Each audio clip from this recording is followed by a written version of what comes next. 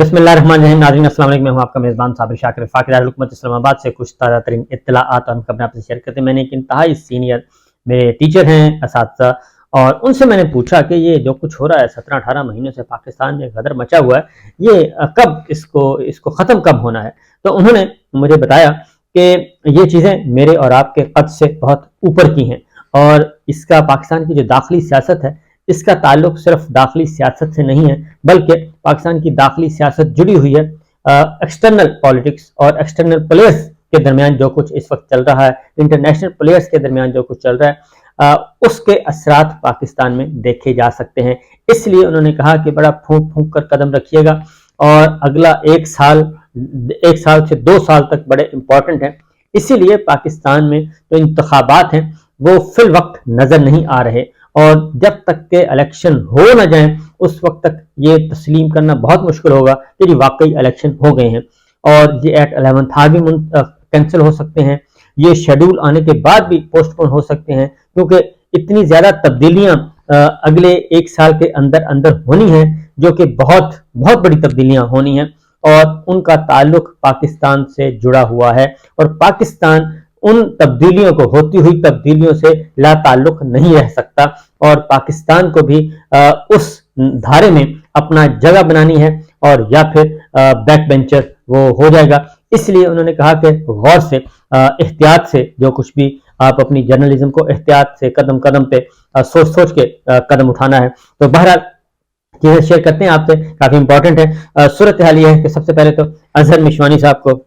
مبارکباد کہ ان کے بھائی پروفیسر ظہور مشوانی 144 دن کے بعد واپس اپنے گھر پہنچ چکے ہیں. یہ ایک اچھی اطلاع ہے. میں پھر کہوں گا کہ تمام جتنے بھی سیاسی قیدی ہیں ان سب کو رہا کر دینا چاہیے. اگر پاکستان کو ایک اچھی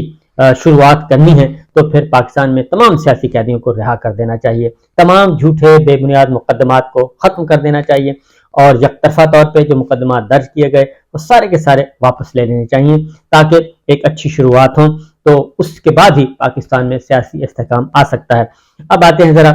کاکڑ صاحب کو پہلے دیکھ لیتے ہیں. کاکڑ صاحب نگراں وزیر اعظم، انہوں نے کافی مسائل پیدا کر دی ہیں پاکستان کے لیے اور اپنے ملک کے لیے، کیونکہ تجربہ ہے نہیں، اور وہ اکانومی میں بھی اپنی گفتگو فرما رہے ہیں اور خارجہ پالیسی میں بھی بتا رہے ہیں، اور ایسی ایسی مثالیں دے رہے ہیں کہ جس کے بعد شرمندگی ہوتی ہے، ندامتی ہوتی ہے. 3-4 باتیں وہ کر چکے ہیں. ایک تو وہ اپنے غیر جانبداریت جو ہے اس کو تو فنا کر چکے ہیں. اس کا تعلق تو ہو گیا پاکستان کی داخلی سیاست سے. چلیں ٹھیک ہے، مان لیا کہ وہ شہباز شریف صاحب کی ایکسٹینشن ہے اور مسلم لیگ نواز کی ایکسٹینشن ہے، اور اسی ڈگر پہ چل رہے ہیں. وہ انہی کابینہ کے لوگ جو ہیں، شہباز کابینہ کے لوگ، ان کے بھی امپورٹنٹ وزراء شامل ہیں، وہی مشیر ہیں، وہی سب کچھ ہیں. تو وہ تو ماننے والی بات ہے. لیکن کچھ چیزیں ہوتی ہیں جن کا تعلق پاکستان کے مفادات سے ہے، اور داخلی سطح، خارجی سطح پہ ایسی باتیں بہت زیادہ یاد رکھی جاتی ہیں. ایک تو انہوں نے پاکستان کو اسرائیل سے مشابہ قرار دے دیا، اور وہ انہوں نے کہا جی وہ تو میں نے بڑی فلسفیانہ گفتگو کی تھی. میرا خیال ہے کہ فلسفیانہ گفتگو میں بھی مثال اگر اچھی دی جائے تو زیادہ بہتر ہوتا ہے. جب انہوں نے کہا کہ جناب چائنا اور پاکستان کے تعلقات، تو انہوں نے کہا کہ چائنا اور پاکستان کے تعلقات یوں ہیں کہ پاکستان کو آپ اسرائیل سمجھنے چائنا کا. یہ ایک مثال. تو اس کا مطلب اس کے بڑے وسیع، کیونکہ اسرائیل اور امریکہ کے تعلقات، اور پھر اسرائیل کو امریکہ سے جوڑنا، اور اسرائیل کی ایز اٹ خود ایک ریاست، اس پہ بہت سارے سوالات اٹھتے ہیں. تو کیا وہی سب کچھ پاکستان کے کھاتے میں بھی ڈال دیا گیا ہے؟ اس کے بعد پھر اگلا انہوں نے یہ کام کیا کہ ان سے پوچھا بلوچستان میں مسنگ پرسنز کا، تو انہوں نے کہا کہ بلوچستان میں 50 ہیں، تو مقبوضہ کشمیر میں 8000 ہیں. تو اگین بلوچستان کو بلا دیا مقبوضہ کشمیر سے. بلوچستان سے تو بھائی کلبھوشن پکڑا ہے آپ نے، اور وہ ہمارے پاس موجود ہیں. تو ایک یہ کام کیا انہوں نے. پھر انہوں نے جب ان سے پوچھا گیا کہ جناب بہت سارے لوگ باہر جا رہے ہیں، اور بہت سارے لوگ جا رہے ہیں، ہمارے یوتھ جا رہی ہے، پڑھے لکھے لوگ جا رہے ہیں، پروفیسر جا رہے ہیں، انجینئر جا رہے ہیں، آئی ٹی کے لوگ جا رہے ہیں، پاکستان سے مایوس ہو کے جا رہے ہیں. سب سے المیہ یہ ہے. تو ان کا جاتے ہیں تو جانے دیں، اس سے کیا فرق پڑتا ہے؟ تو یہ ساری کی ساری باتیں جو ہیں وہ مسائل پیدا کر رہی ہیں پاکستان کے لیے، اور میرا خیال ہے کہ ان کو احتیاط کرنی چاہیے. ایک تو ان کا دورہ فرانس، امریکہ، برطانیہ، سعودی عرب، اور اس طرح کسی کوئی بڑی تصویر نظر نہیں آئی جس سے ان کی ملاقات ہوئی ہو. تو اب سوائے سیلفیوں کے، تو اب ابوذر سلمان ہیں، بیرسٹر ہیں انہوں نے درخواست دے دی ہے اور معلومات فراہم کہا ہے جی ہمیں انفارمیشن دی جائیں کہ کاکڑ صاحب کے دورہ 4 ملکی پہ کتنا خرچہ ہوا اور اس سے حاصل وصول کیا ہوا اور کیا یہ دورہ سرکاری تھا، نجی تھا، کیا تھا، اور اخراجات بتائے جائیں۔ تو میرا خیال ہے ان کو آسانی سے یہ اخراجات نہیں ملیں گے۔ اس کی وجہ یہ ہے کہ یہ تو بے شمار اخراجات ہوئے اس وزٹ میں اور بہت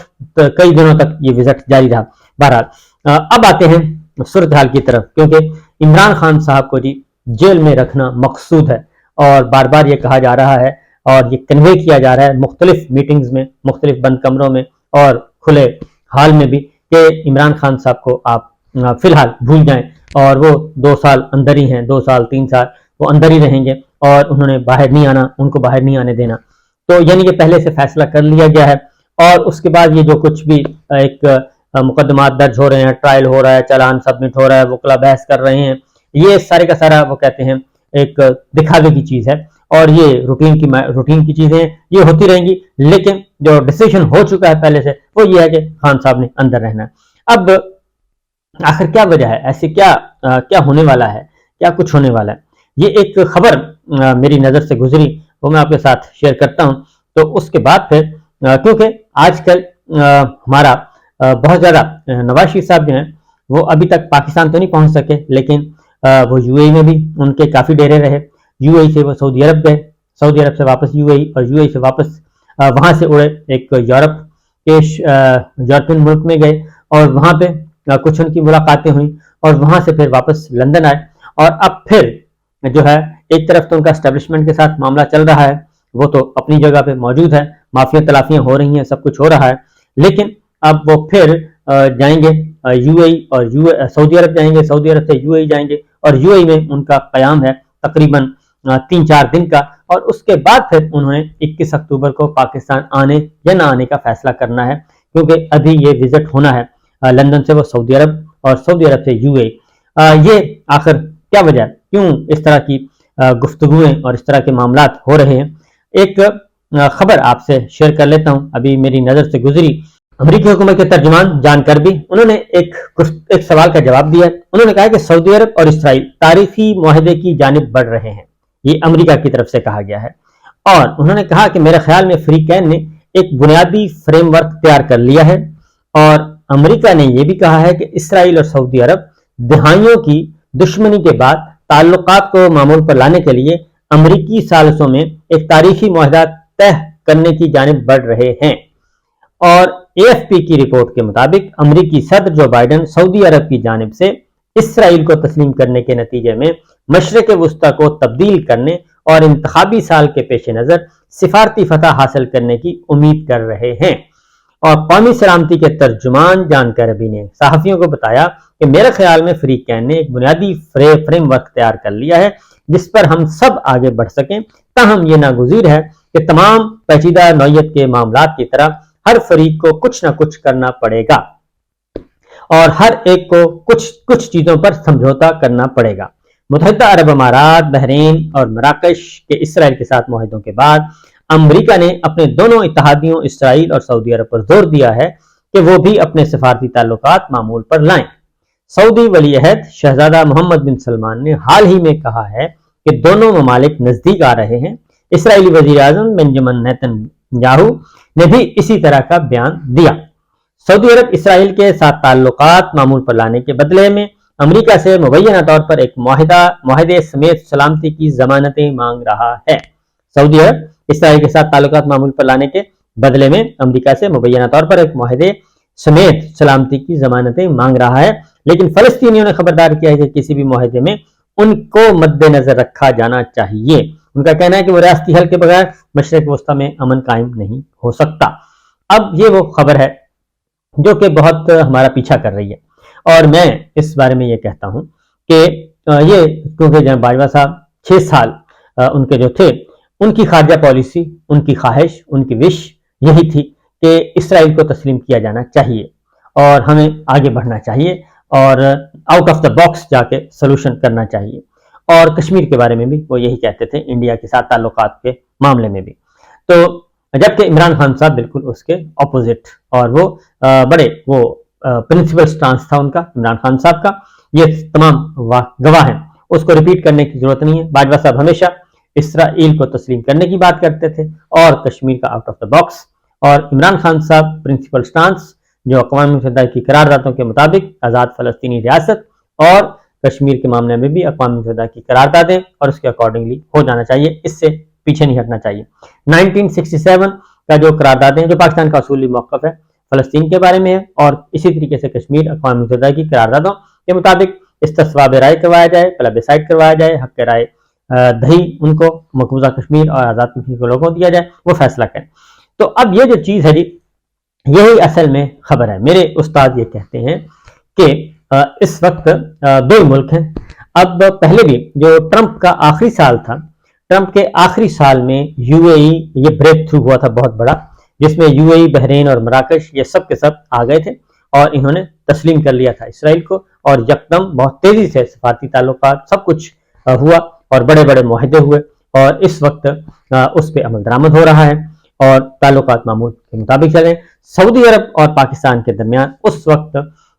मेरी इत्तला के मुताबिक एक अंडरस्टैंडिंग हुई थी कि दोनों सऊदी अरब और पाकिस्तान ने मिलकर ये फैसला करना था, और उस वक्त सऊदी अरब ने भी ये कहा और पाकिस्तान ने भी कि दिस इज टू अर्ली कि ये काम किया जाए, और अभी बहुत सारी चीजें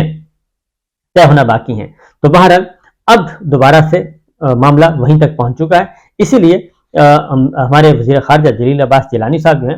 उन्होंने कुछ अर्सा पहले प्रेस कॉन्फ्रेंस भी की और उन्होंने बताया कि ऐसी कोई बात नहीं, पाकिस्तान सिर्फ अपने मफादात के मुताबिक फैसला करेगा।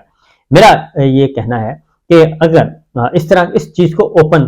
करना चाहिए, सेनेट हमारे पास मौजूद है और सेनेट का इजलास क्यों नहीं हो रहा, ये भी एक हैरानी वाली बात है कि क्यों नहीं हो रहा सेनेट का इजलास, और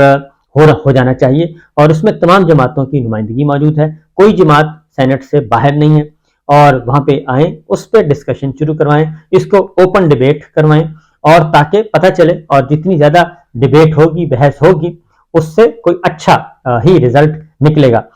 ये जो इस वक्त हो रहा है, क्योंकि ये दिल नहीं मानता, मुमकिन नहीं है कि ये कहा जाए कि हम हम पे कोई दबाव नहीं है, या हम ऑन बोर्ड नहीं है, या हम भी इस ट्रेन का हिस्सा नहीं है। ये मुमकिन नहीं है, क्योंकि इस वक्त दुनिया तब्दील हो रही है, और जो बाइडन जो है, प्रेसिडेंट बाइडन, वो भी ये चाहेंगे कि जैसे ट्रंप ने अपने आखिरी साल चौके छक्के लगाए थे और ये बहुत बड़ा ब्रेक थ्रू हुआ था, ये क्रेडिट उन्हीं को जाता है, तो बाइडन ये चाहते हैं, बाइडन इंतजामिया भी ये चाहेगी कि वो भी अपने आखिरी साल, यानी कि जो शुरू होने वाला है 2024, इस साल में कोई ना कोई बड़ा ब्रेक थ्रू हो जाए। और चूंकि यूएई के तस्लीम करने के बाद सऊदी अरब के बहुत सारे ताल्लुकात तो हो चुके हैं, एयर स्पेस यूज हो रही है, फिजाई जो इसराइली परवाजें हैं सऊदी अरब से ऊपर गुजरती हैं और वो जाती हैं, ये पहली दफ़ा हो रहा है, और अदरवाइज भी इसराइल के जो डेलीगेशन हैं वो भी सऊदी अरब आ जा रहे हैं, और पाकिस्तान